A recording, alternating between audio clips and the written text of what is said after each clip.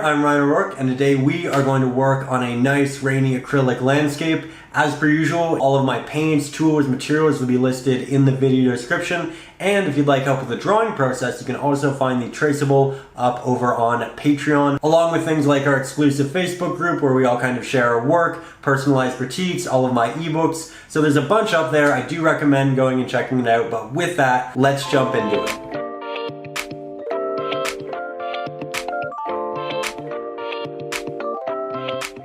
So we're going to begin here today in the back of the sky. I'm going to be using a 1/2 inch flat-headed brush and a fairly limited palette here to begin with. So I'm going to start by taking quite a bit of titanium white, moving that down here on my palette. I'll grab about 1/3 of that in Mars Black and mix those two together to make a nice medium gray. Then I'll take just a hint of our blue and work that in there. That way it's slightly cool and it can reflect cool light down onto our landscape. Then I'm going to take this pigment and I'm going to start working it on the bottom here of our horizon. And I'll work it right around the edges of my mountains. And this is partially why I chose the flat-headed brush. It has that nice sharp edge to work around the edges of subjects like mountains, but it can also carry a good amount of paint and be fairly detail-oriented when it needs to be. So I'm just working my way across the bottom area, and then I'll start doing a little bit of blending and just move it up to a fairly consistent point. If it starts to get a bit chalky, I go back, I grab more, just like that. Now what I'm going to do is take a hint more Mars Black, work that into my mixture, make it nice and consistent, then I'll head right above that first application. I'll have it just barely touch. I'll apply it all the way across the edge here, as you can see, and then I'll go back down and I'll start doing a very soft blend, and I'll make a little gradient from one to the next. This is best achieved by using a very minimal amount of pressure. The more pressure you add, the more streaky it will look, and the more you'll carry paint from one area to the next. So here I'm just trying to be very soft, and I'm going over it a good number of times because generally the first time you won't get that smooth of an application and it won't be all that consistent. So we just want to really make sure that it blends well. I'll go back, grab a little bit more, and I'll work that up around my trees. Again, very grateful for the sharp edge of the brush because it can work around these branches really, really cleanly. Just like that.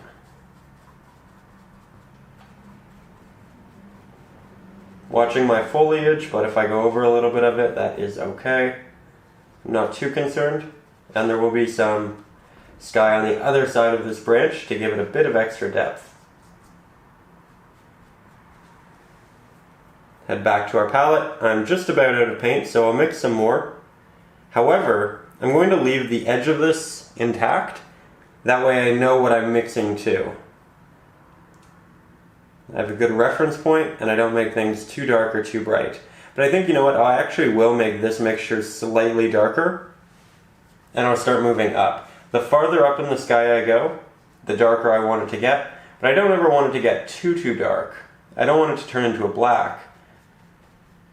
I just want it to progressively change.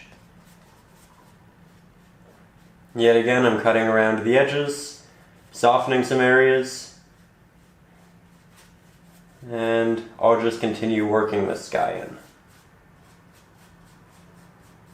So while I was working on the top area, looking back down here, it started to dry, and it started to dry a little bit thin. You can see a bit of the canvas showing through, and we don't want that. This is our background and we want it to be nice and thick. So I'm going to mix up a bit more of that highlighted pigment that we used initially for the bottom of the sky, and I'm going to reapply that. Just make sure we have a fully opaque initial application, And we can go over the lines of our edges too if we need to. It'll also give us an opportunity to change the value slightly if we want it to be a little bit brighter, a little bit darker. So I'm just going over everything that I did do, and I'm building it back up. But an issue you may find is that as you build it back up, it might not blend with that slightly darker pigment because now it's dry, so you may need to go back and remix that one as well. So you're kind of going back and forth until you get exactly what you want, but it's going to give you the best base. So be patient with it. Do things once, twice if you need to, maybe 3 times, until you get what you want. Acrylic paints dry really, really quickly. They don't have much real texture, so if you mess up, it's quite easy to go back over it, just let it dry for 5 minutes and then work on it again. But here I'm just going to continuously try to get a nice smooth gradient, and also, equally as importantly, a thick application.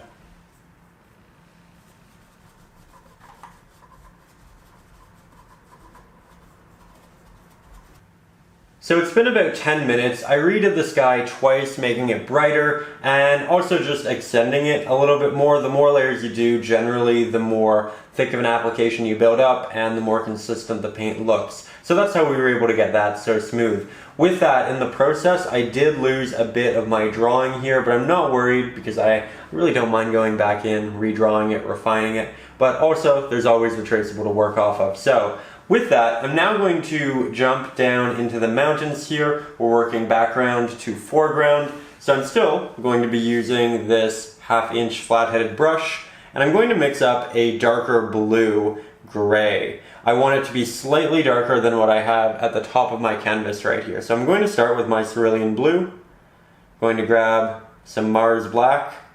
There we have a nice dark pigment, and some titanium white.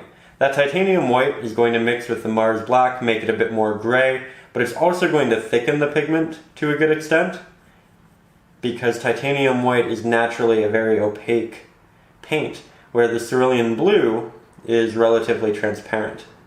So I'm just trying to find the right balance of something darker, something thick, something blue, but also gray. We have a lot of that stormy blue-gray light reflecting down onto these mountains, and we want to make sure that it's just right. So we'll give that a go. Going to start here on the edges, using the sharp edge of my brush to cut in these lines, as you can see. There we go. Nice little dip there. Trying to make sure that these mountains don't look flat or like pure triangles. That's a mistake a lot of beginners make. And it's important to incorporate lots of little divots, little movements, different changes. You want it to always be evolving. And I'm trying to get it to kind of dip down into this waterfall, and then we'll get it to rise back up again here over on the left-hand side. Then it'll dip, and we'll just continue it through here. There we go. Once I have my outline, I just start blending it down, allowing that outer edge to remain sharp, but this bottom edge works its way in. We'll need quite a bit of paint here, and we'll need to remix it a number of times to get that paint. So I'm going to leave a bit of it on the edge here as a reference, and I'm just going to try to match that as best I can. Looks like we were fairly close here with our first attempt. Put a little bit more Mars black in it. Put a little more titanium white in it, make it a hint more gray and a hint brighter. I think we'll have something quite close to what we want. So close. And there we go. Pretty much perfect. So from there, just going to head back up to the top and work my way down. You can see that nice a little bit of blue in there once we get a thick full application. Make it feel really cool and rainy. Now when you're mixing these pigments, I like to ask myself, what color is this? I say it's a bluish, darkish gray. So I start by, I'll mix a little bit of gray, black, white. I say that it's dark, so I'm using slightly more Mars black, and I say, it's blue, so I'll add some blue. And then I'll look at my new color, and I say, what does this look like? And I think we mixed it really, really quickly that time. Let's try again. I'm trying to mix this pigment. I say, it's a gray, so we start with a gray. I want to mix it a little bit off, that way I can show you kind of what goes through my head when I'm trying to remix pigments. So now I have a gray. I look at that, I say, this is significantly more blue. We need more blue. So I'll take that, I'll work that in there. And then I'll say, it's a little bit darker than what we have. So I'll take some more white, and I'll work that in.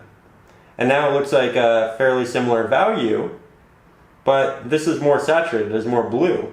So now I'll add a little bit more blue in here. Adding the blue made it a little bit darker, so now we need more white. So a little bit lighter, make it darker. So I'm just kind of consistently comparing this pigment to that pigment and saying, what is it that's making it different from this? And then I add that pigment. Once I have what I want, I'll go back in and I'll throw this on. Now as we get farther down the mountains, we generally want it to be slightly darker. So we might add a hint more Mars black, because the light, it's coming from the sky, it's reflecting off that sky, and the farther down you get, the farther away you are from that light, and the more shadow the top of it's going to cast upon itself. So I'm just making it a hint darker than that top area. Might look a little bit less blue in the process. And I'll bring it down to here and work my way left.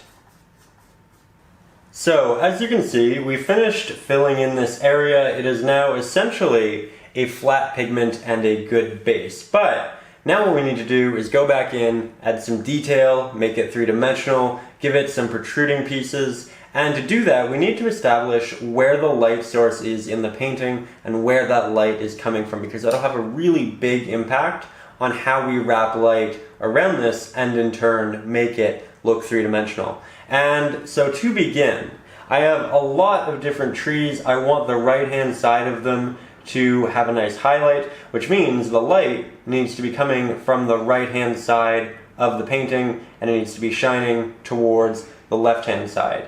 So when I'm doing this now, I'm going to say, okay, all of the rocks back here that are going to be facing the right-hand side are going to be a little bit brighter. All of the rocks that are facing the left-hand side are going to be a little bit darker. And generally how you get a good start with that is to look at the bends with all of these rocks. Generally, if it's dipping downwards on the left-hand side, it'll be a bit darker. If it's dipping downwards here on the right-hand side, it'll be a bit brighter.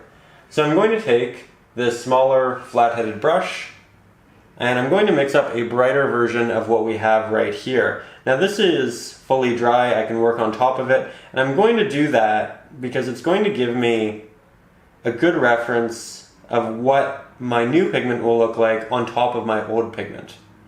So I'm starting by mixing a little bit of a blue, nice and easy.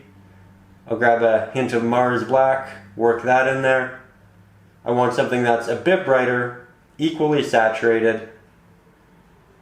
Oh, that's nice. But not too much brighter or too saturated.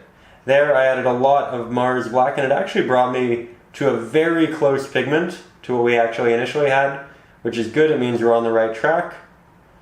Might add a little bit more white, a little bit more blue, and I think that right there is actually pretty perfect. So I'll take this and I'll say, okay, you know what, this is the right-hand side, it's dipping in. I'll apply this to the top here, and then I'll work some little pathways down, working in little zigzags. And as you can see, it looks quite a bit darker here on the canvas than it did on the palette, especially in relation to this mixture. And that's just because this pigment here, still not entirely dry, so there's a little bit of blending happening. You can see through it a little bit, so we're going to course correct a little bit. We'll take some extra titanium white, hint more blue, and we'll make those exact markings yet again.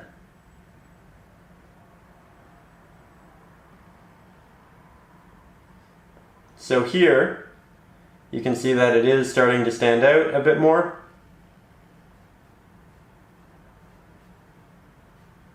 Starting at the top again, I'll work my way down, create all of these nice little rocky areas, lots of little taps, give it a slightly harsher texture.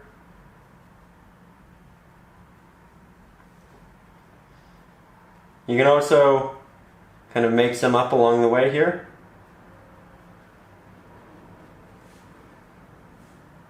And eventually they'll start to fill in a little bit. They'll start to connect one into another, and it'll look a lot like a real set of rocks. I'm allowing it to progressively run out of paint as we get towards the bottom. That way it looks a little bit darker, and it looks like there's just less light getting to that area. So it'll be a really natural transition.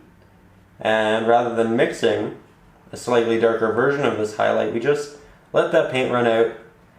That way it's more and more transparent and a bit softer as well.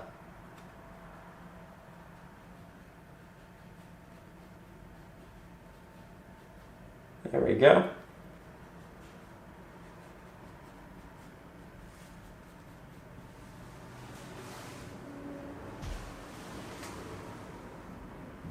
Notice how I'm leaving this area darker, this area darker, this area darker, this area darker. It's because they all have more of a heavy slant, and they can be more easily defined as something that is on the left-hand side and receiving less light. I'm also doing these little taps, as you can see, to create more intricate detail and something a little more interesting. These are pieces of rock that protrude in smaller sizes, and so they're not as dramatic or visually apparent. So here's a bit of a wide shot showing you the completed version, and here again, as soon as something protrudes, it moves down on the right hand side. You know, it gets some of these little streaks, but occasionally it'll be if the slant, like this one, just isn't as dramatic as this or this. If you feel like an area can get a little bit of light, whether it be reflected or direct, then it's a great place to add it and just work in some extra detail. With that, again, that was only done with really 2 different colors, and it's just a really easy effect that can get a lot of detail so quickly. With that, we're going to get really close and start working on a waterfall. Now I'm switching to a small round-headed brush. This one is about 1/8 of an inch, and I'm using this because it doesn't have any sharp edges, so it's great for delivering very soft applications on the canvas. And we're going to apply some very soft applications right here for our waterfall. Now I'm going to use this pigment again as a reference. This is what we used for the highlight. We need something a bit brighter than it, but it still needs to be a bluish gray. So I'll start with some titanium white, hint of our blue, like that. The smallest hint of our black, I'm taking the excess off over on my palette. We'll work those together, mix up a bit more. Don't want it to be a pure white at all. And that doesn't seem to be. So you know what, we'll give this a test. I'll go up to the top here, where it'll be falling from, and I'll make some very soft strokes heading downwards. I'm going to make multiple strokes rather than one single one. That way it looks like the water's kind of crashing, hitting different rocks. There we go. Has a lot of strength in it. Now when you do this, use different amounts of pressure. That way it's semi-transparent in areas and more opaque in others, as water tends to be. And then it kind of hits the ground right here. And you can take some of this extra pigment, wipe it off here on your palette. Then when you have just a minimal amount, you can head down to the bottom area, work in a circular stroke and create a little bit of mist or splashing water. You can also use your finger to soften it and make it look a little bit more transparent, or use the inclusion of water to make it more transparent as well. There we go. I'm just dampening my brush right now, and I'll show you what we can do with that. So here, just working in these rounded strokes, blending it up, but it's very, very thin. Getting a little bit more water on my brush. And now you can see just how malleable it is, how soft it can be. There we go. Quite nice. Now we're going to head down in the painting and start working on the little bit of a river/lake that we have over here. We're going to be using the 1/2 inch flat-headed brush and mixing up a bit of a darker blue. I want this to be darker than what we have here in the mountains and maybe a hint more saturated, because the closer you get in the foreground, the more saturated the subject gets. So I'm using some Mars Black, a bit of our blue, and I'll use just a hint of titanium white. I don't want much, because the more we add, the more it'll mix with the black and the more it will turn into a gray. So I'll try this. And I'm using this brush here because I can get that nice, really sharp line with it. Like that. And then I'll start blending it down, but as you can see, the canvas is actually showing through this pigment, and it's because it's not a very thick, opaque pigment. It doesn't have a lot of titanium white in it. And so, the more you drag it, the more transparent it becomes. It's a beautiful color, but it's nowhere close to as thick as it needs to be to look cohesive with the rest of the painting. So, we'll come back, we'll grab quite a bit of Mars Black, quite a bit of our blue, start remixing that with a lot of pigment, grab a hint of titanium white, and now we'll go back over it again. And as we go back over it, you can see that it's significantly darker, as it should be, because now we don't have that white canvas showing through it.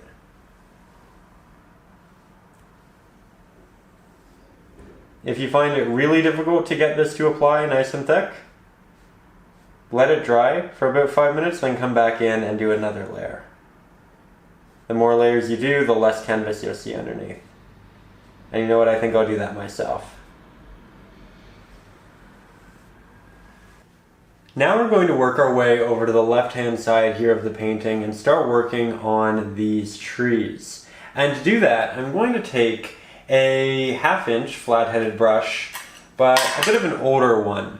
And I'm going to peel back the bristles until it looks a little bit disheveled, and until it has all of these little protruding pieces that when you tap on the canvas, they create a different mark. And this would be great for foliage. So going back to my palette, I have a new color here. It is sap green. I'm going to take a little bit of it. I'm going to take a little bit of Mars Black, and I'm going to start creating a darker base layer, which we'll build on top of, just like our mountains. So right there, we have a pretty nice dark woodsy green. I'm going to start tapping all of these little impressions on this back tree here, just like that. And as you can tell, we have all of these really nice details happening. I'm also rotating my brush fairly regularly in the air. That way when I go back down with that tap, I get a slightly different effect. And this can really be done with any brush. I personally like using the flat-headed brushes because I find they have a good amount of bristles, and I use them generally, so I'm just accustomed to it. But that is tree number 1. Let's head on to tree number 2. We'll make a very similar mixture, but we'll make it a hint darker this time. And every time we make a tree, we'll make it a little bit darker. Because as we move closer to the foreground, you generally see more of the innate coloring of subjects, and values in them look much more natural. So in the background, you get these very blue mountains because there's a lot of cool blue light reflecting on them. But the closer you get to a subject, the less of that atmospheric reflective light you see on it. And so you get more of a natural color, but you also get more of a natural value. Where in the background, it's all kind of grayed out, and in the foreground, you can get something close to a true black. So we're just going to continue working forward with these, incorporating slightly more Mars black and slightly less titanium white. Here we'll start another one together, taking even more Mars black, very small hint of titanium white, and right back at it. They're also progressively getting a little bit higher every time we make a new one because it's getting closer, and the closer a subject is, the larger it looks because of perspective. You might also need to go over these a couple of times just to build a nice thick base application. There we go. You can see quite a bit of canvas through that one. So I'll go back over it now with a little bit of a darker pigment. And that's already so much better. We also haven't gone ahead and added any additional values or details to this, but you can already tell that they look interesting. And that's just because of the technique, the brush, and the effect. You can already see some detail forming. So now these have dried entirely to the touch, and I'm going to take that brush and mix up a slightly lighter version of that green. So this time I'm incorporating a little bit of titanium white, but I still want some Mars black in there because I don't want this to be too bright. It's still a cloudy day, and we don't need anything hyper bright or vibrant. So I'm going to work back and forth until I get a nice mixture, something I feel quite happy with. And I want it to be more green than gray, and that's why you saw me continuously going back. But I think I really like this. It's subtle, but it's brighter than what we have.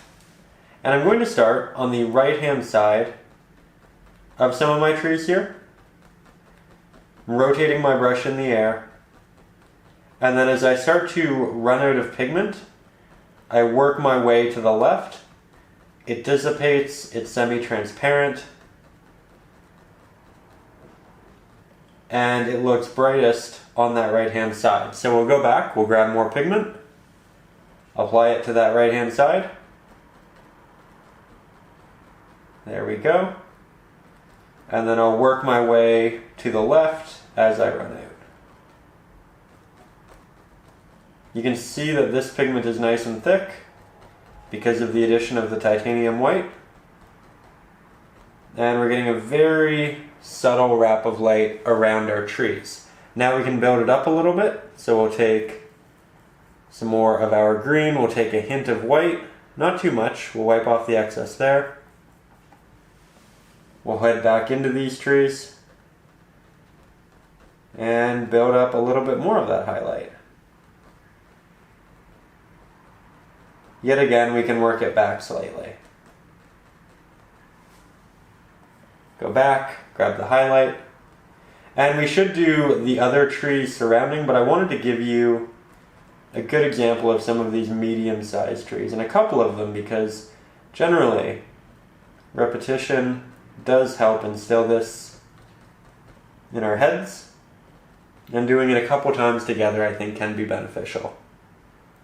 So we'll make it a little bit brighter again, taking off that extra white, working it in, go back on top of that last layer, and yet again just slowly building it up, adding detail, adding texture.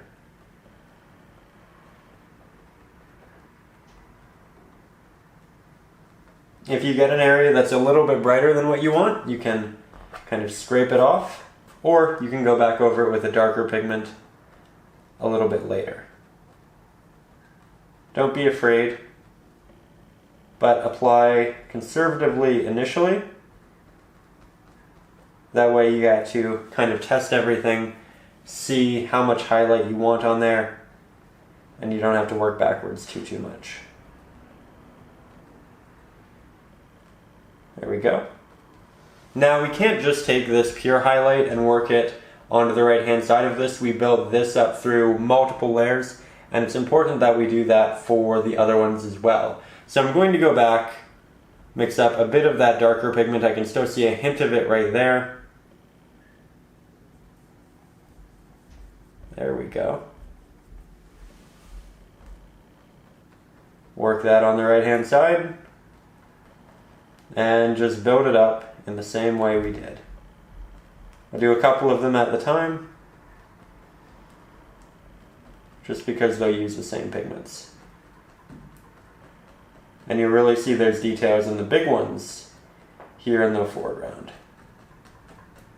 Once all of our trees have that nice full layer, we're going to yet again take that same brush. Since then, I've washed it and I've dried it fully. You really don't want this brush to be wet or damp, because when the bristles are wet, they generally tend to kind of condense, and we don't want that. We want them to kind of flare out a little bit. So with that, I'm going to take this brush yet again.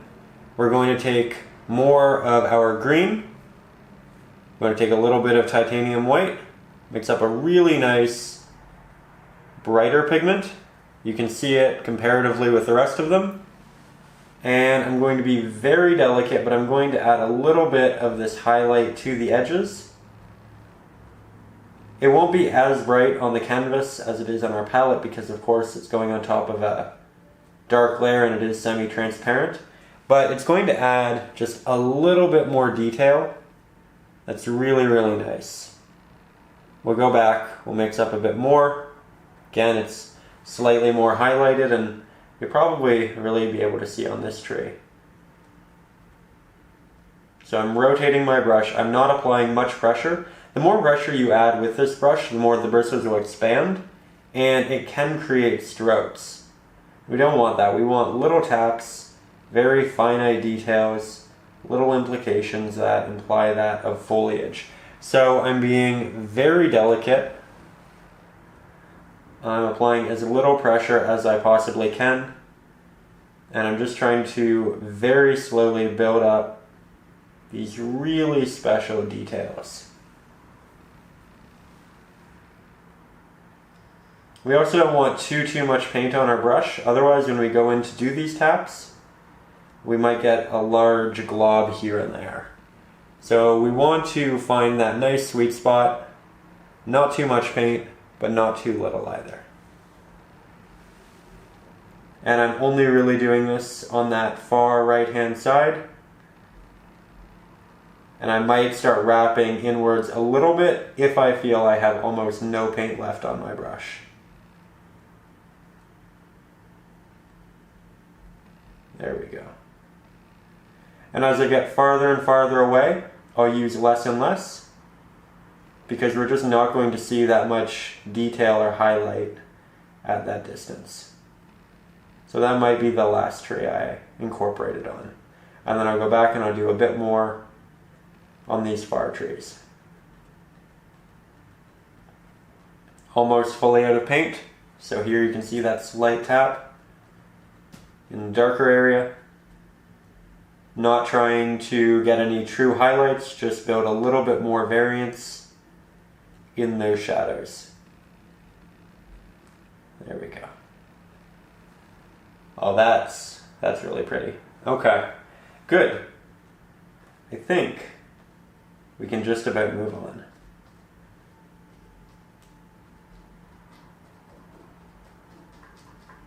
So here's a bit of a wide shot just to show you what it all looks like at this point.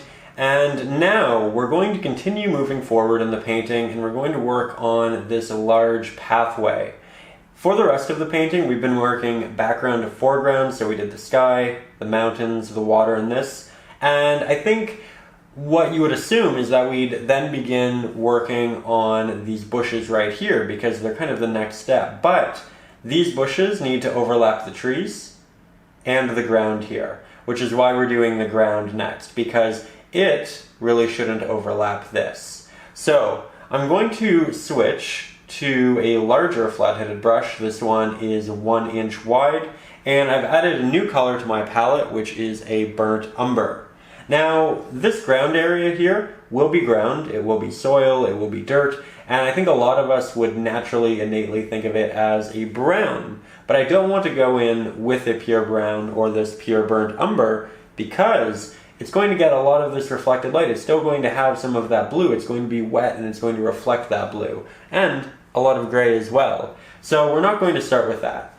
I'm actually going to start in the background, move my way forward, and slowly incorporate more brown. But the back here should really be a bluish dark gray. So I'll start by taking some blue. I'll take some Mars black. I'll take a little bit of titanium white. And we'll give this a try. Now it should wrap around like this. You can see that the color is really close to that of the water, which is nice. And for a little while here, it'll probably look like it's a flooded path, and that's okay. We will get it the way we want. Now, as you can see, the more I move the paint forward, the more thin it gets. That's natural, that's just how acrylics work. Just means we need to go back, mix up a bit more pigment, and continue yet again. So there we go. Yet again, I'm not worried too much about my edges. We can always go back, redraw, repaint. That's why acrylics are so great. And, you know, if you are supporting the channel over on Patreon, you can also use the traceable to do just that. Make it a lot easier. But with that, just moving this forward, I'll grab a little bit of burnt umber, work that in there now. Apply that right up here. And I want this base layer to be quite dark, darker than that of the dark values in the mountain.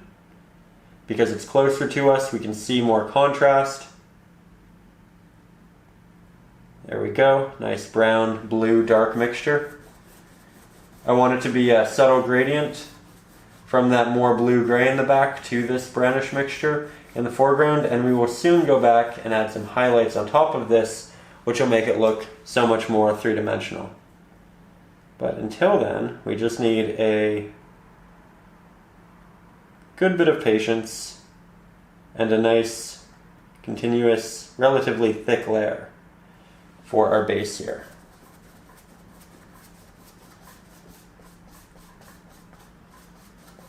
So I'm just working horizontally.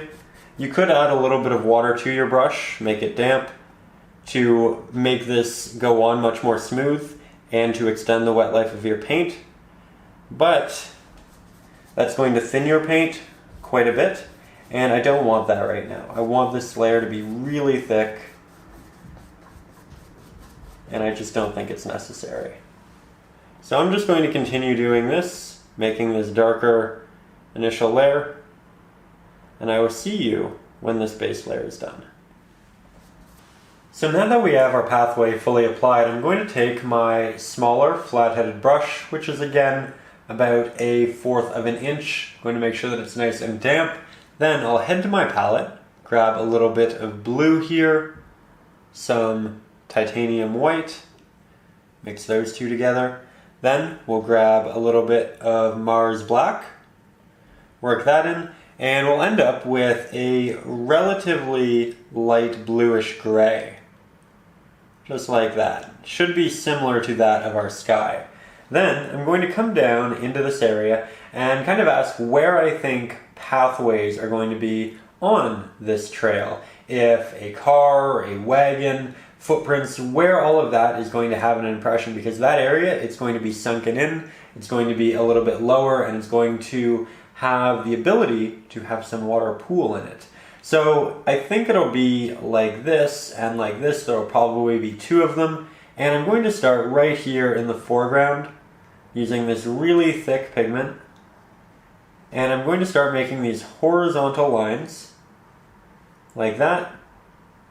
I try to make the middle very thick and opaque, and then as I move towards the left and right hand side, it gets significantly sharper, significantly smaller, and it can also get less and less opaque, and that water can kind of drift off. You can also skip areas, like that, and as we get farther into the background, it'll get significantly smaller to the point where it looks like this. We can do the other side as well. We want it to be more subtle. And this way it looks like some pooling water, two different lanes. And as you can see, this right here is quite different from this right here. This is a lot darker, it's a bit softer, and that's just because we don't have as much paint on our brush. It's semi-transparent, you can see that dark pigment show through, and it's really nice that it gets sharper as it progressively moves into the foreground. That's really what we want. And then you should also have a nice transitionary area that does both. There we go. You can go back over some areas to make them a little bit more opaque, a little bit brighter. And I don't have enough pigment to do this area, so I'll head back, grab more, and then start again, like so. So I'm just going to go ahead and continue working on this. But another little tip I'd like to advise before I do that is take a little bit extra, and then just find the little areas that could have other little pools to the left and right hand side that aren't necessarily directly connected. And this is a nice little detail. There might be little divots, and they might catch a little bit more rain than the common outskirts. You can also connect them should you want to. Here's a little bit of a close-up of the process. So again, I have a couple of areas. I might start connecting these two. I might connect them on the other side, leaving a little bit of land in the middle. We'll drag that farther out. Add a large chunk right here. And then find ways to connect it back to the rest of our water. Little taps here and there for detail. Sharpening the edges. Lots of little details happening here.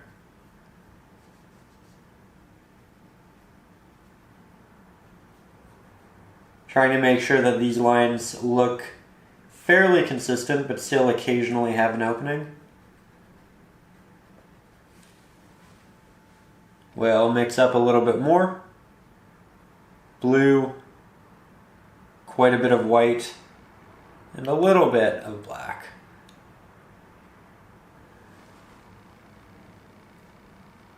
Find some of the center areas and reapply it. That way it's a bit more thick and bright.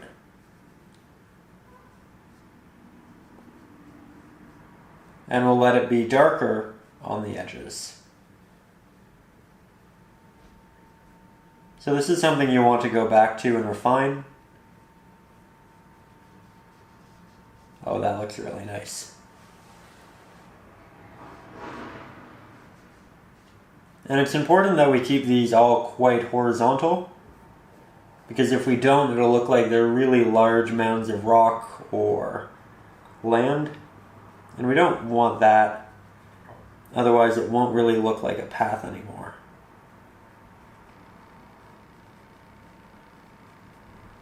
Made that look a little bit too bright, so to darken it, we'll just get some Mars black, a little bit of blue, maybe a hint of burnt umber,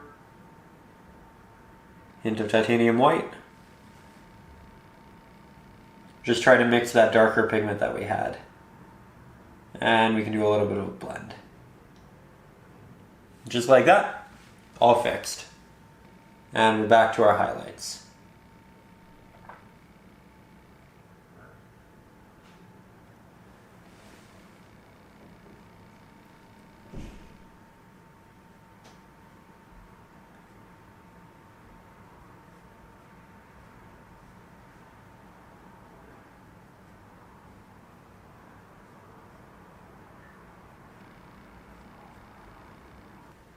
So here's what it looks like from a little bit of a distance. As you can tell now, the back really is significantly more subtle. This is significantly sharper and has a bit of a higher contrast. So we're starting to instill quite a bit of depth.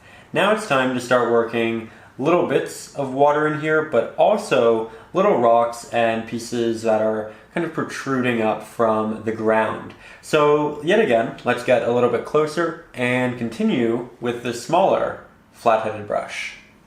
So now we're going to take a little bit of our burnt umber right here, move that to a nice relatively dry spot on our palette, get a little bit of titanium white, mix that in, and some blue as well. This will make it look a little less brown, a little bit more cool, but our goal is to keep it still brown heavy. So there we go. It's a good mid-tone. We're going to head into here and we'll just start tapping on, for the most part, lots of very vertical little strokes that occasionally connect and touch, but these are almost visually not noticeable at this point. This layer is kind of a base layer. It's going to give us a hint of a different color, and it's one of those things that, again, really won't be noticeable on camera or in photos, but if you're standing right in front of it, it's one of those things you really might appreciate. With that though, we can now make it a bit more noticeable, so grab a bit more titanium white, a bit more brown. Doing layers like that is also great, just because it lets you practice the stroke and the application before you go ahead and do it. So here you can see this one's a bit brighter.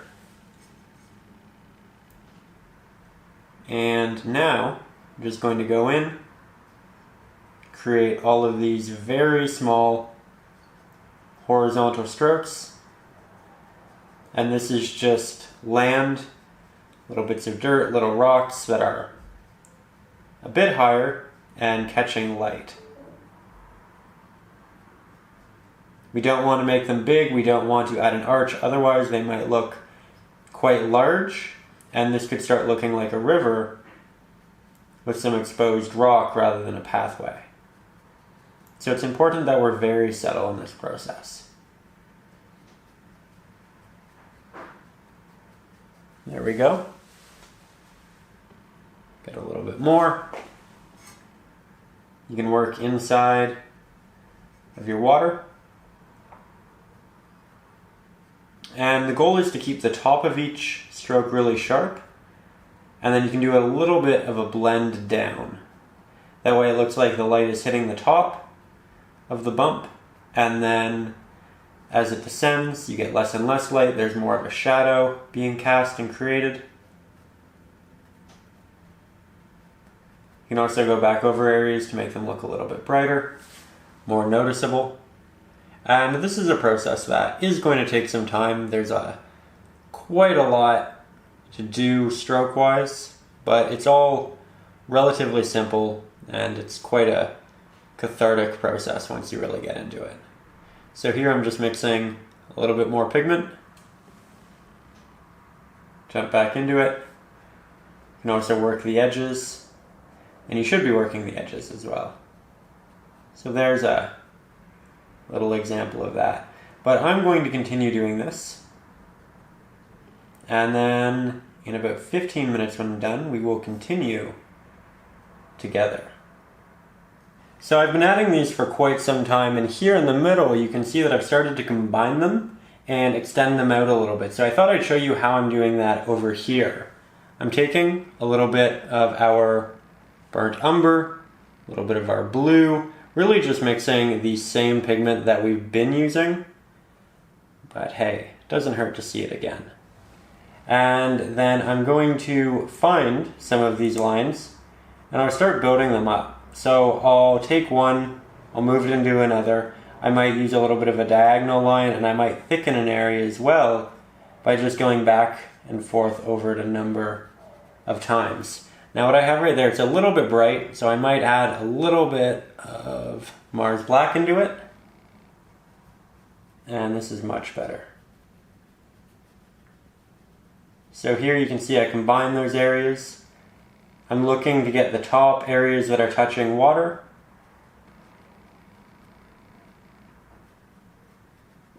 And I'm just kind of simplifying it visually a little bit. Rather than having 1,000 little horizontal strokes, now I'm getting a couple of different clusters. We still have those shadows that are working their way down, but it's a little bit less repetitive.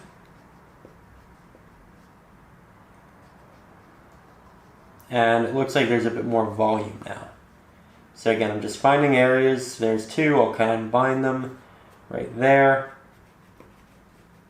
I'll combine a lot of them at the back here.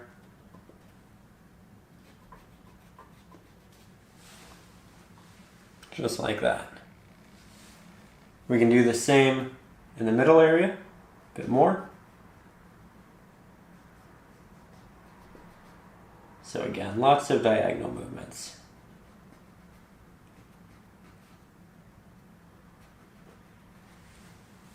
There we go. And as we get into the background, it's much more loose, and there really isn't much detail at all.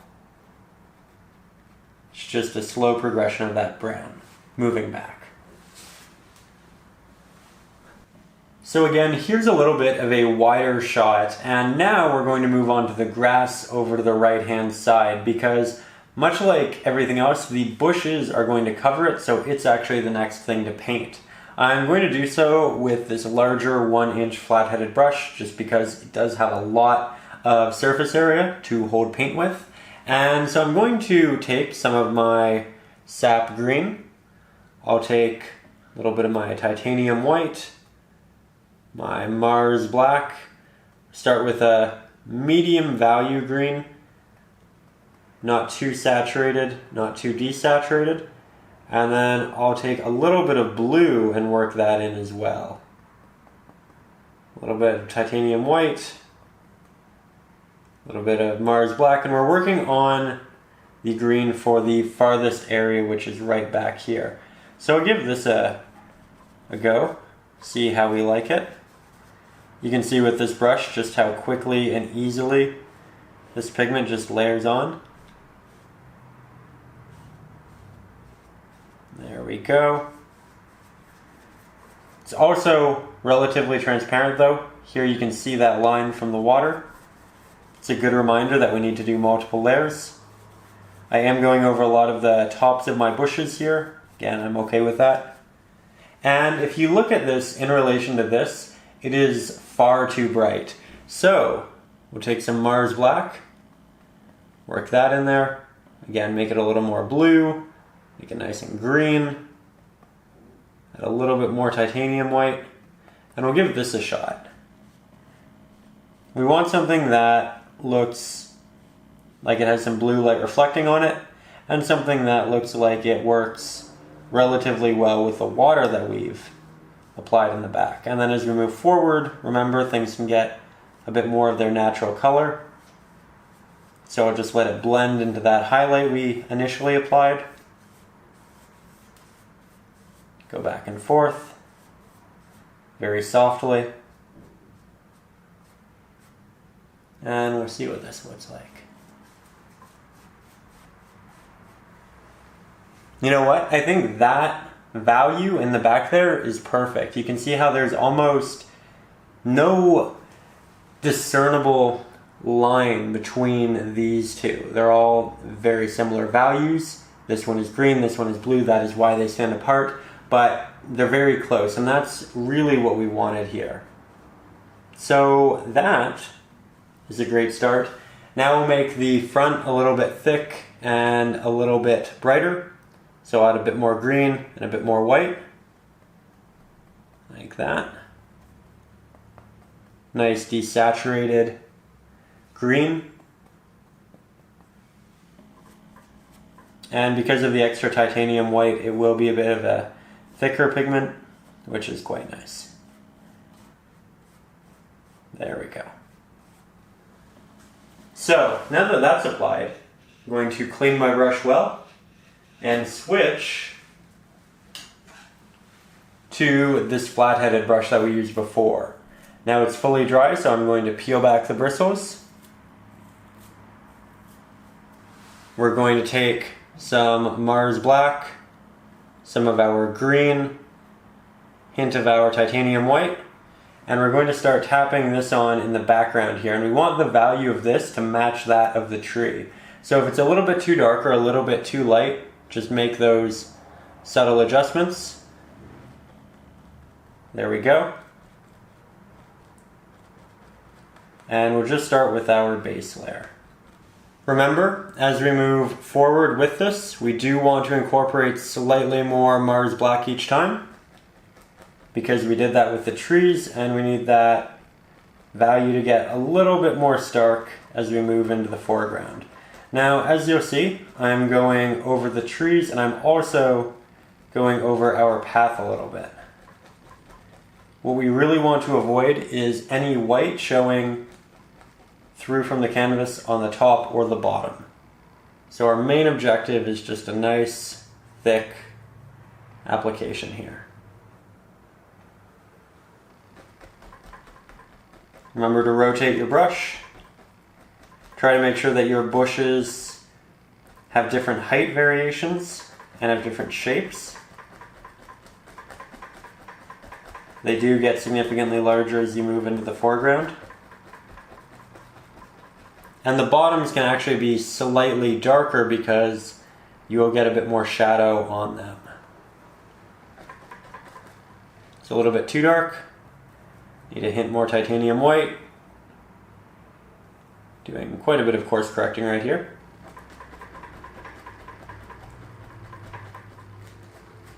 Now this is a flat-headed brush, so we should be able to still deliver a relatively clean line for our tree. But if we go over it, that is okay. Again, we can always fix, redraw, paint over, do so many different things to make it the way we want. There we go.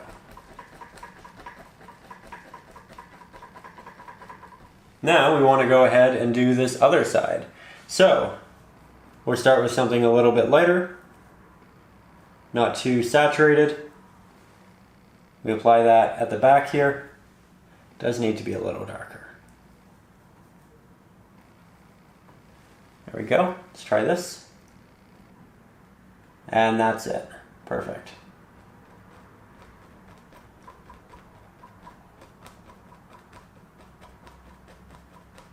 So here yet again we're going over the grass and portions of the path.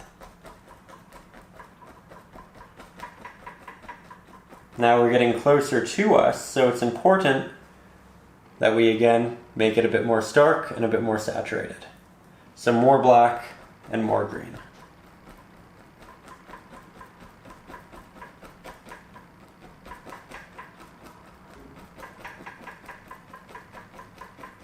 Your bushes should also progressively get a little bit larger as you move this way because we are getting closer to us, and perspective is again just going to have that effect.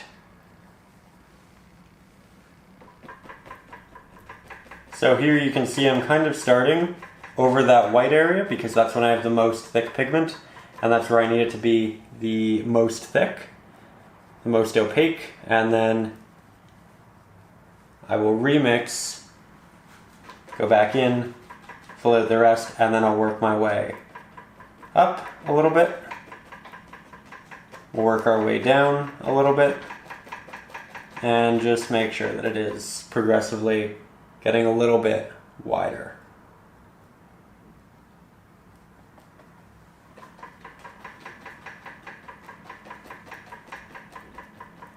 Again, I'm making the bottom area a little bit darker, slightly more Mars Black because we will get shadow. The light's coming this way, it'll catch the top, that light will wrap its way down, but then there will be a bit of a shadow, and we just need to account for that. I'll do a little bit of a blend via tap upwards. Make sure it's nice and cohesive. Might extend this out a little bit. There we go. And our next step is actually just to wait for this to dry so we can go back in and add some highlights. Our bushes are now fully dry to the touch, so I'm going to take this same brush, get a little bit of our titanium white, some of our sap green, hint of our Mars black, but again, not much of that.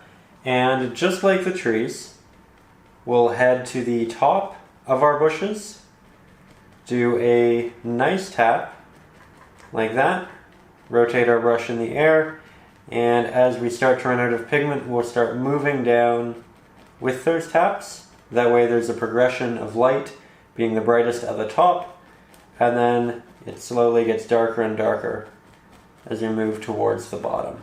And we'll do a couple layers of this throughout the bushes, because again, we want to slowly build up those highlights, but we don't want to do it too quickly. The more layers that we do, the more variance it'll have, the more interesting it'll be. So with these, I'm still applying it to the top and then working it down. Once you kind of master the general technique here, the bushes, the trees, it all just gets so much easier because it's all so similar.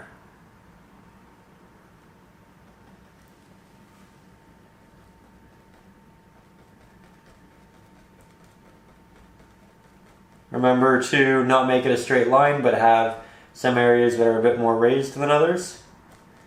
So this will be up higher, and then it'll drop down lower. And then we'll just do little taps to bring this back down.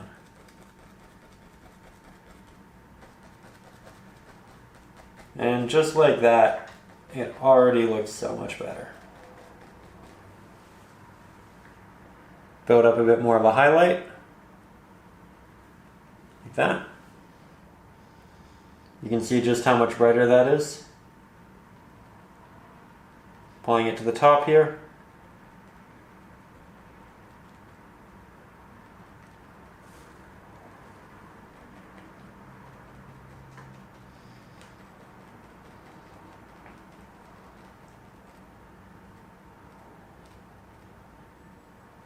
Really like this.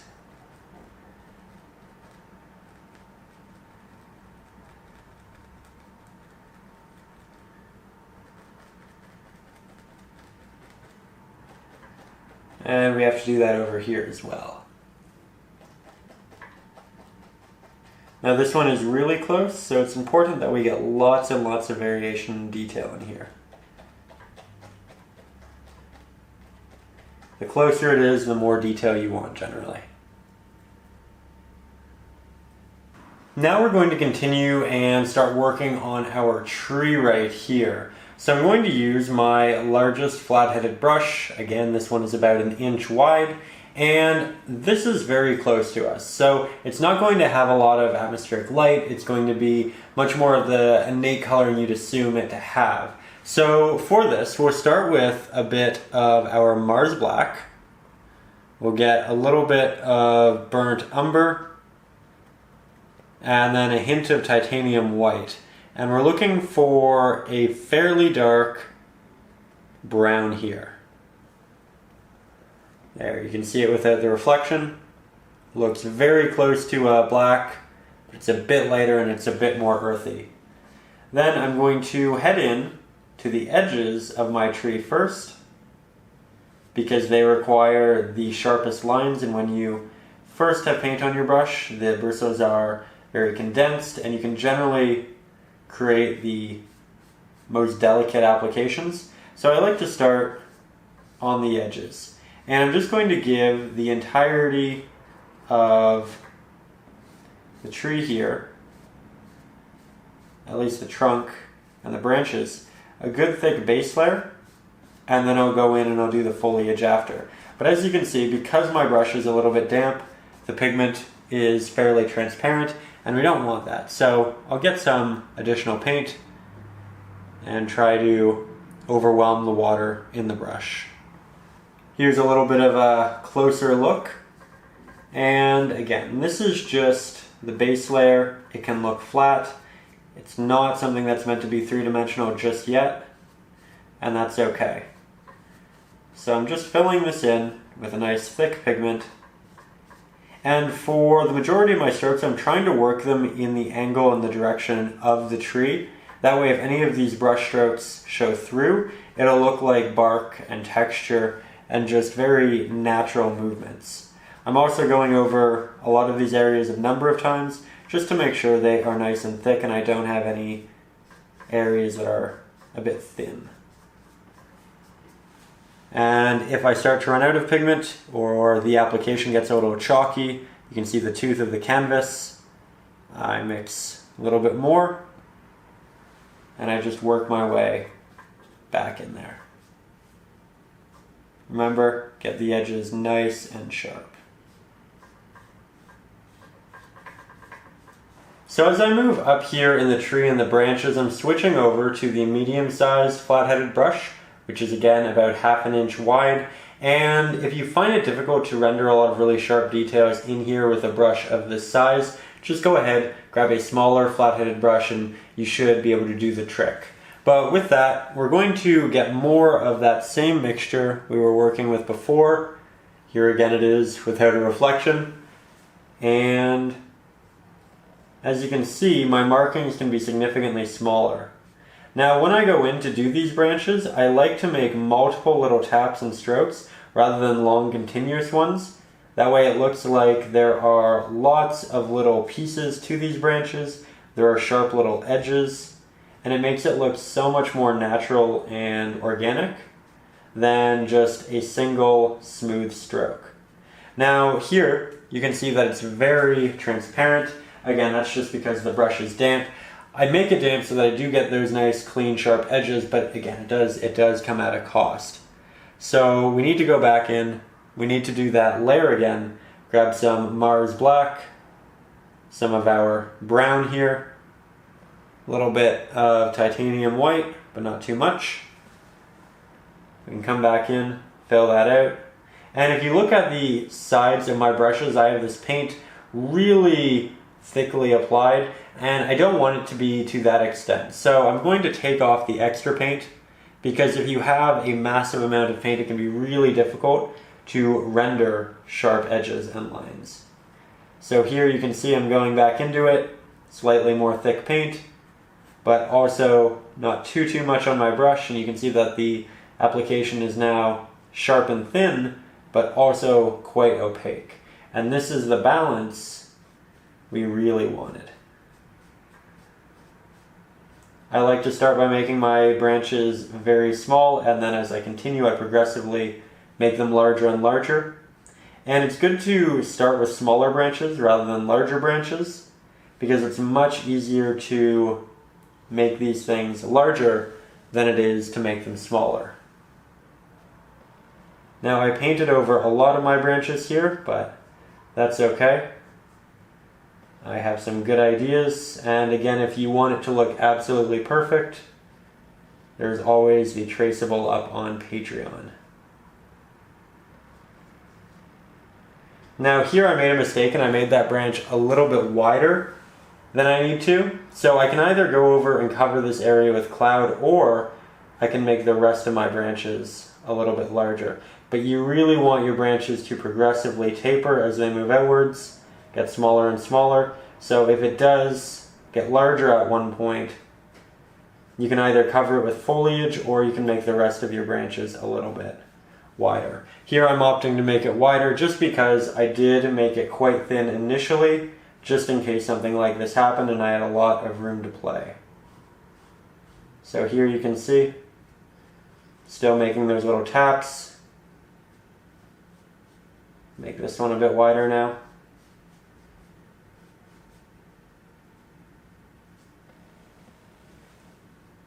But just like that, it's all fixed. Now we'll start getting it smaller and smaller again.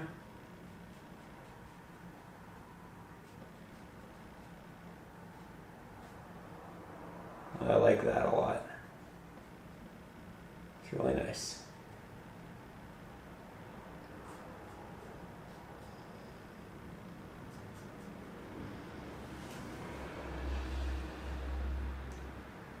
Now we don't want to do too many branches right now because we still need to have the foliage, and that will cover a lot of the work we're doing right here, and that is okay.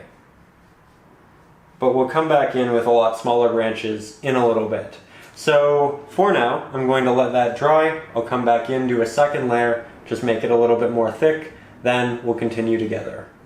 So the base layer is complete and dry, so now we're going to take that same medium-sized flat-headed brush, grab some burnt umber, work that in a new clean spot here on our palette, grab a little bit of titanium white, brighten that up, just like so. Grab a hint of Mars Black, gray it down a little bit, and now I'm going to go to the edge. And if you've watched any of my tree painting lessons before, I love this technique.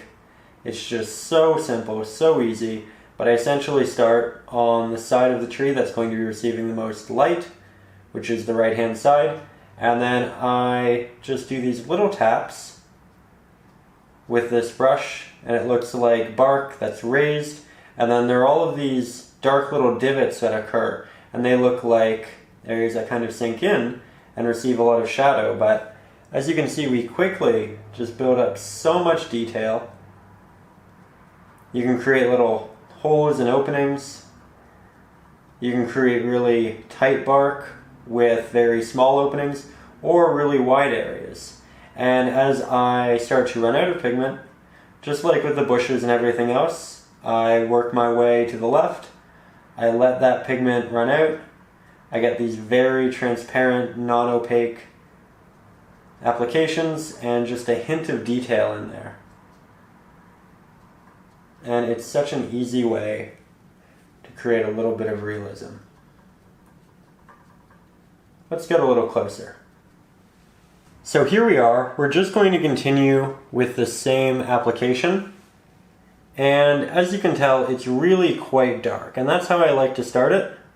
We will go back in and build more highlights. But like the bushes, I like to do it in stages. That way I can kind of test different things out, but also build a wide variety of layers of different values, because the more that we create, the more interesting it's going to look in the end. There we go. Go back, grab a little bit more. Find our way over to that right-hand side and work those taps in.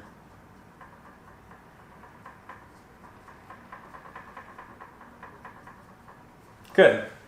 Now we'll take a bit of that burnt umber, a bit more titanium white, make a brighter / more thick brown. And it's more thick because we have more titanium white, which is a more thick pigment. And I'll go back over those edges again. Here you can see that happening. And I'll work my way in.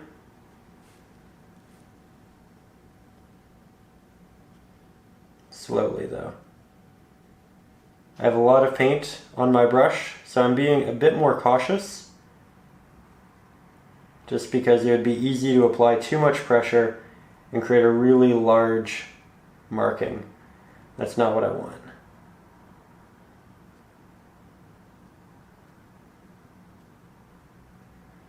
Remember, it's okay to connect them. Starting to run out, so I'm moving more and more to that left-hand side.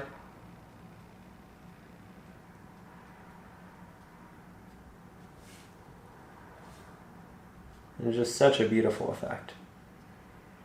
Again, I think I teach this one in every lesson I do about trees, but I just hate it if someone came to one of these lessons and we were doing trees and I didn't get to see this. Because it's helped me so much with my paintings over the years. I want everybody else to get to experience that, learn from it. And it's something that I progressively do get better at. So if you watched a lesson, 6 months ago, then it's probably changed a little bit. and it's probably gotten a little bit better. And your paintings will be the same. Once all of our details are done, we're going to head up to the foliage here at the top of the tree, yet again using our distressed flat-headed brush. Now I'm going to start with a dark base layer of our sap green and Mars black with just a small hint of titanium white. I really don't want much because we are quite close now in the foreground. And so we're not going to have all of that gray. We're going to have more natural, stark colors. And I'm just going to start by working my way around open areas here of sky. And I'm going to try my best to not go over all of the branches, but it is inevitable that some will have an overlap, and that's okay. We do want our foliage both behind and in front of our branches, just so it does look three-dimensional. So we're going to accept that that's going to happen to a point, and just continue. But yet again, we want a relatively dark base layer for this, especially at the top left-hand corner. As we move farther to the right, where the tree's foliage gets a little bit more thin, we can make it a little bit brighter because more light will move through it. But here the foliage is quite dense, and it's important that we remember that the more dense the foliage, the less light that can kind of pass through that area.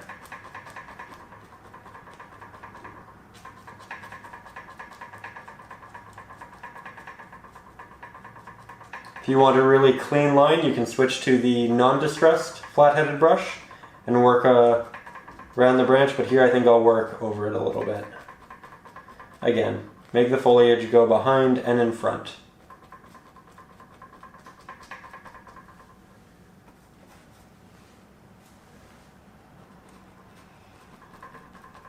Here we'll go in front.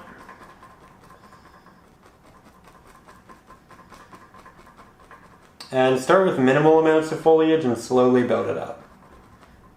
In the same way we did our branches. Start small, then get bigger as you feel it's necessary, because just like the branches, it's much easier to add foliage than it is to take it away, or to work on top of it.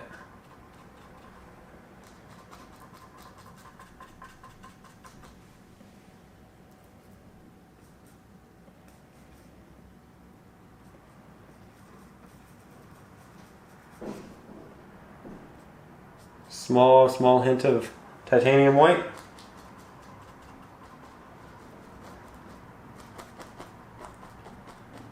Trying to make different clusters of foliage, all of which different shapes and sizes. So, you know, it'll protrude here in a different way than it will here. And we just want it always evolving, because the more it evolves, the more interesting it'll be. We don't want someone to look at our foliage and feel like they've kind of figured it all out, how it moves, how it progresses, how it changes instantly, otherwise the tree's no longer interesting to look at. We need it to continuously progress, and so here I have this area that kind of goes out that way, this one kind of moves down, here we'll move out to the right more. Adding some little foliage to the edges of these branches, we'll have them connect there. Just trying to find different ways of making it interesting.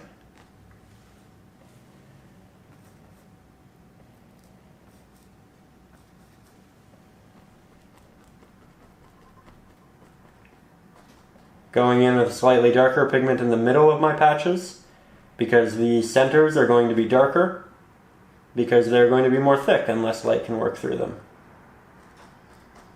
It's a good general rule for foliage. Now that our base layer is applied and dry, we are going to build more of that highlight in the same way that we did the bushes and the trees beforehand. We start with a little bit of Mars black in the mixture, then we progressively get a little bit more saturated and brighter. But we'll begin on the right hand side of all of these applications. Again, applying very, very soft touches. And I'm not just applying it on the edges, I am building it in to some of these areas because areas are going to protrude outwards and those are going to catch highlights as well. So we're not just doing the edges, and it's also not just the edges, it's the right hand side of them for the most part. But we are occasionally working our way in and creating these almost like dividing lines. I'll do one right here. See that? Foliage will stick out, it'll catch a bit of light.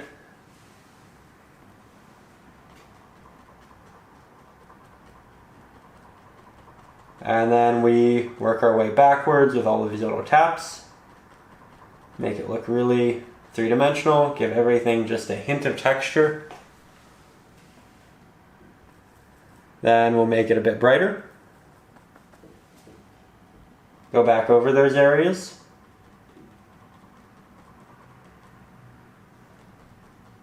Build up that depth.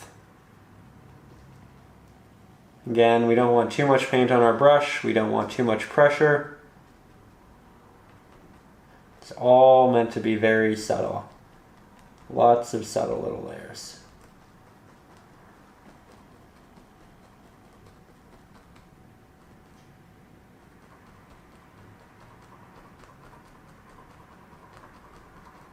I feel like the tree's really coming to life here.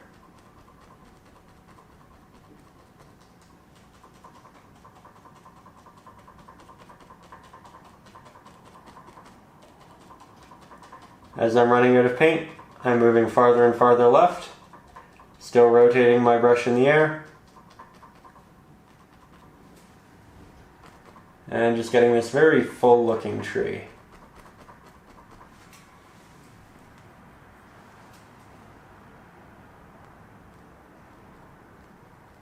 Make sure if you have any areas that are quite dark and they protrude that you do go back over them with some highlight. And all of those sneaky little areas as well, like back here.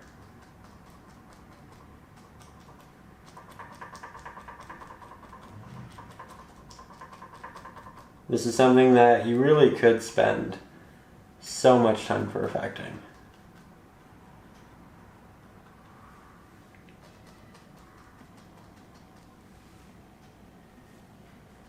That said, it's amazing how quickly it all comes together. And just looks great.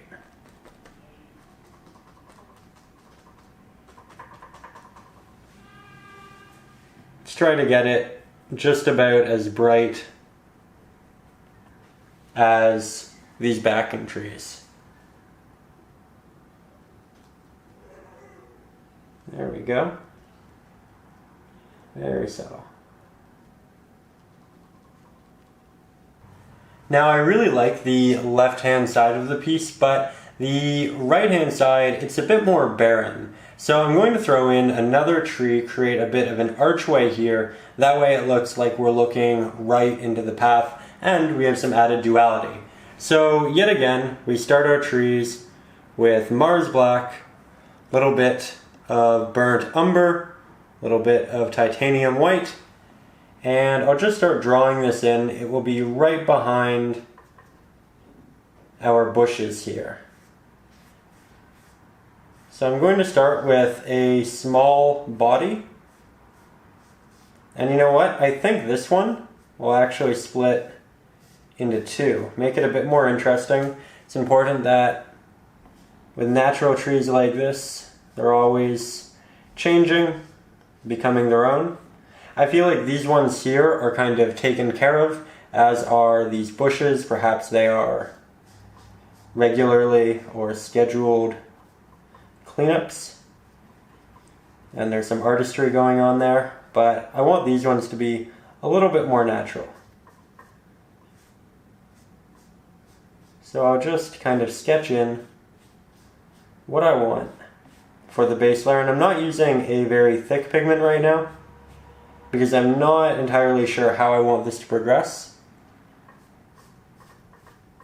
So this is more just for me to do a little sketch. So as you can see, I now have the tree drawn in here, And we're going to go back to adding those really subtle highlights and bark that we did initially. And I'm going to show you this again just because it's something I really want you to remember and memorize. And that way you can incorporate it in your own work. But this time, as you can see, I'm starting over here on that right-hand side. This tree's a little bit farther away, so I'm using the corner of my brush rather than the entire side of my brush this time for most of it. But I will occasionally use the side. As I move inwards, it's more of the corner. And that's just a good lesson in that the size of your marking should change depending upon how far close the subject is. This one is a little bit farther away. And so we need to make sure that the details we incorporate on it match. I'm also going to be very delicate on these branches. We don't want to increase their size really. And for the really small ones, I might not even go over it again. They might not be large enough for the light to wrap around them. And this tree is going to be fairly interesting because this inner side isn't going to have much highlight at all.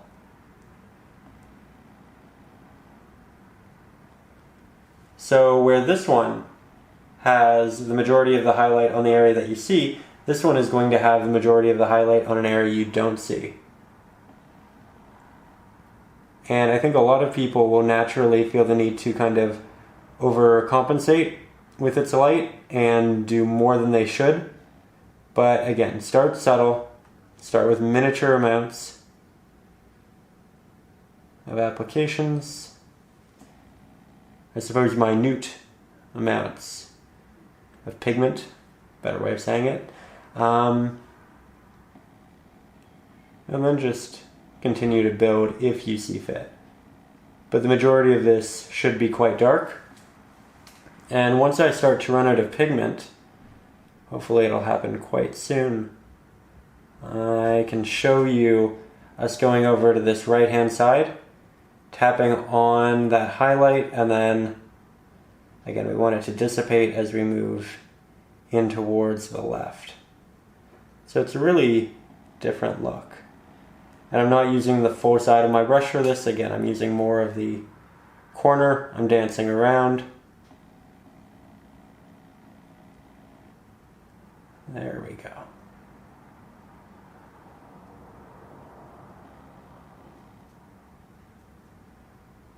It's quite nice.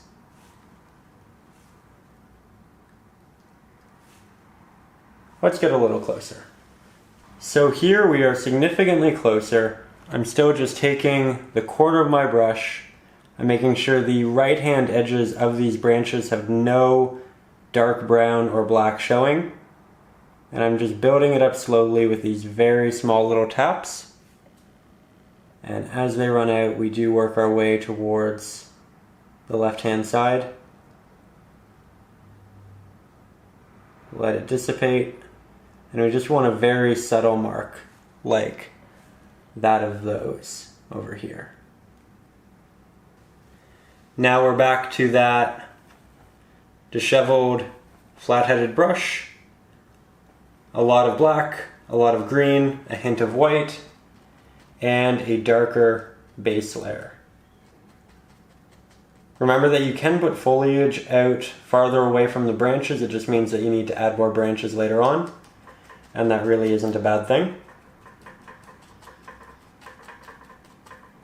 I think this is actually going to balance the painting really, really well.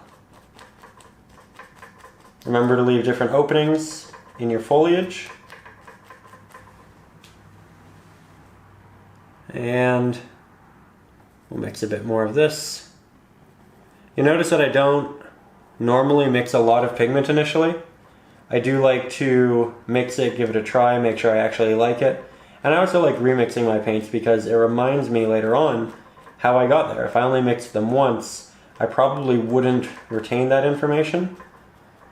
And so by doing it multiple times, I'm kind of forced to remember it, and then I can incorporate it in future pieces without really worrying.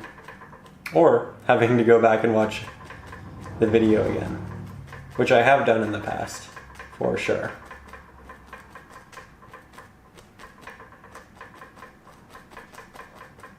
Whenever I'm planning paintings, I kind of like to look at the paintings that I've done before, articulate elements I really like, elements I think could be done better, and so I do end up remixing colors quite a bit.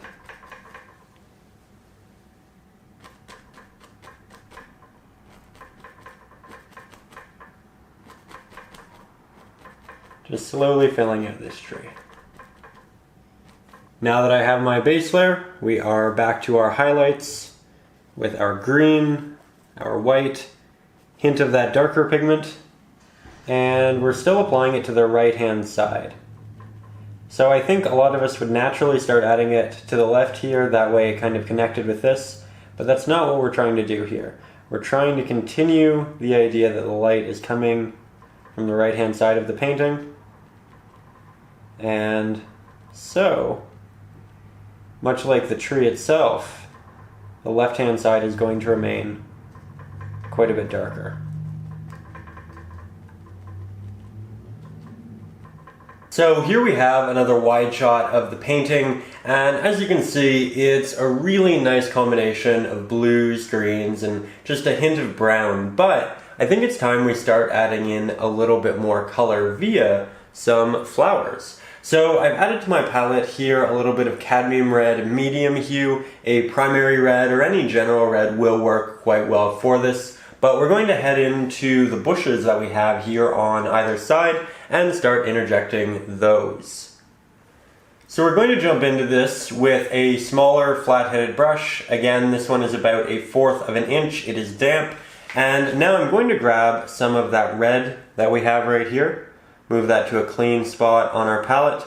I'll get a little bit of Mars Black, not too much. Again, it's a very strong pigment. And then I'll grab a very small hint of Titanium White.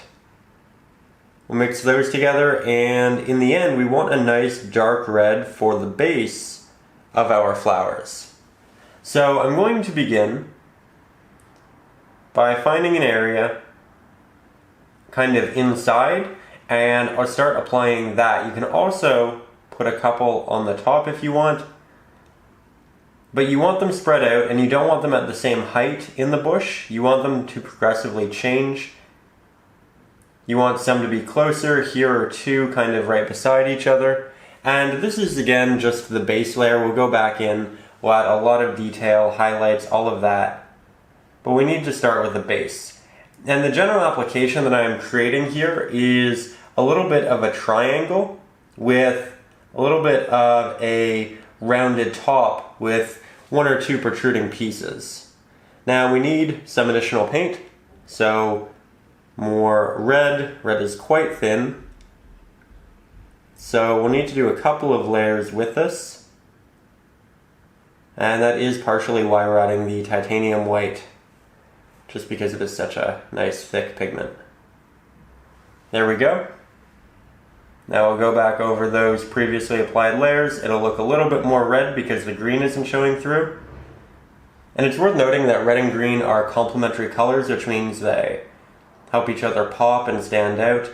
But what it also does is when they're combined, when they're blended, they tend to desaturate one another. So if the red is semi-transparent and you see the green underneath it, it's going to be less vibrant. Now I'm making my roses larger as we move closer to us here in the foreground because of perspective, and then as we get farther away I'm making them smaller. So I'm just going to continue. In the back here they're just little taps, but I'm going to add these to the entirety of these rows, and then we can go in together and start building some depth on these. So here we have a good number of roses, and I generally advise doing less than more initially, and then if you feel like you want more, go back in and add those a little bit later. But with that, I'm going to take that same small brush, going to take some of our red, this time about half the black that we used last time, and about double the titanium white that we used last time. And we'll mix those together to make a bit of a thick, nice, almost pinkish red. Just like that.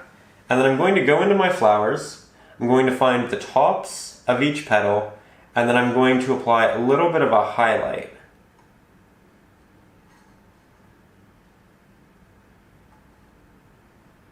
And if the petal moves straight up, I'm going to apply it on the right-hand side predominantly, because that's the way the light's coming. I'm also going to add a little bit of a highlight to the right-hand side of every petal. So it's generally on the top right-hand side of each little protruding piece. And we'll zoom in, that way you get to really see up close. So here we are. I'm going to take a bit of my primary red, move that to a nice clean spot, grab some titanium white, and I'm not going to use any Mars black in this mixture because I want it to be quite a bit brighter and a bit more pink. Now I'm going to take this, going to find the right-hand side of my flower. I'll use the corner of my brush to apply a little bit of a line there. I'll find the right-hand side of the next petal, work that down, the right-hand side of the next petal, work that down, and then maybe add a little bit of a middle piece, like that. We'll do the same on this one.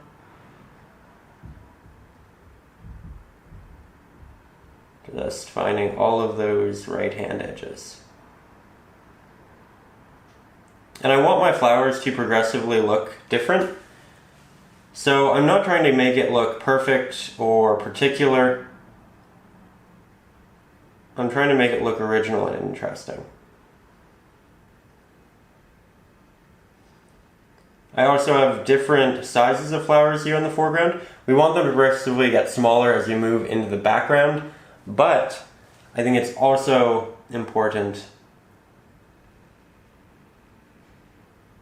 that we do have some variety here in the foreground.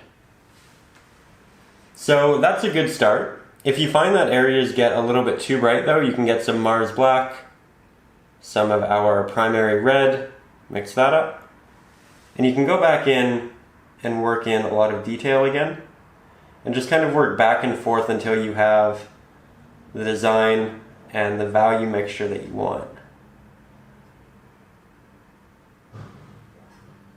See that? Just kind of breaking out some of those highlights. Maybe toning down a little bit of the pink. And finding the right balance. Then we can go back, grab more highlight, and build it in a different way, should we want to. Let's practice again on some smaller ones on the right-hand side.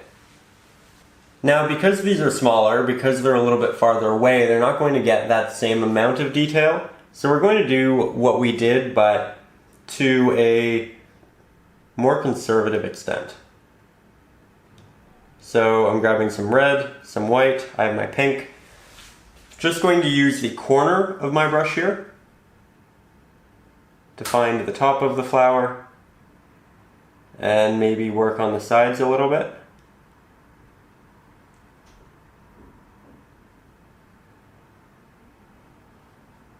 See that? There's a lot of right-hand side, and then there's a little bit of highlight on the petal on the left-hand side.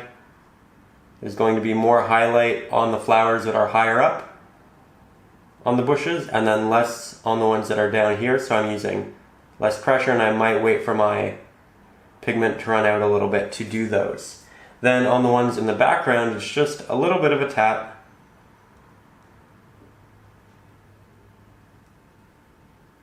on the side. If you try to add too much detail, it won't really look natural, so you want it to be nice and subtle. And I'm only going to add it to some of them here in the background, and I'll leave some of them with a darker red.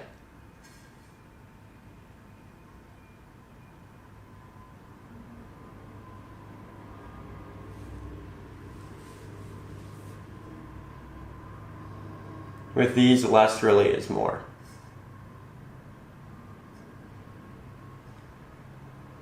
But we're just following those same rules that we use for everything else.